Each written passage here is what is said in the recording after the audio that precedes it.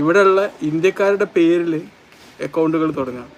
എന്നിട്ട് ഒരുപാട് fake identities, മതസ്പർദ്ധ ഉണ്ടാക്കുന്ന രീതിയിലൊക്കെ പോസ്റ്റുകൾ അടിച്ചു വിടാൻ വേണ്ടി ശ്രമം നടത്തി. പക്ഷെ അതിന് അവർ ഇതാക്കി തൊടുത്ത് വിട്ട പിറ്റേന്ന് തന്നെ അതിനെ പൊളിക്കാൻ പറ്റിയത് സൈബർ സെക്യൂരിറ്റി സ്ട്രോങ് ഉള്ളതുകൊണ്ടാണ്. അപ്പോൾ ഈ ആർട്ടിഫിഷ്യൽ ഇൻ്റലിജൻസ്, സൈബർ സെക്യൂരിറ്റി, പിന്നെ ഇതൊക്കെ നമ്മളെല്ലാ പ്രൊഫഷനിലും നമ്മൾ പഠിച്ചെടുക്കേണ്ട കാര്യങ്ങളാണ്. ആർട്ടിഫിഷ്യൽ ഇൻ്റലിജൻസ് പഠിക്കാതെ ഒരു ഡോക്ടർക്ക് ഇനി മുന്നോട്ട് പോകാൻ പറ്റില്ല. ആർട്ടിഫിഷ്യൽ ഇൻ്റലിജൻസ് പഠിക്കാതെ ഒരു വിദ്യാർത്ഥിക്ക് ഇനി മുന്നോട്ട് കൊണ്ടുപോകാൻ പറ്റില്ല. അപ്പം നമ്മൾ ആർട്ടിഫിഷ്യൽ ഇൻ്റലിജൻസിനെ എങ്ങനെ നമ്മൾ ഉപയോഗപ്പെടുത്തും എന്നുള്ളതാണ് ഞാൻ കുറച്ച് പറഞ്ഞുതരാൻ പോകുന്നത്.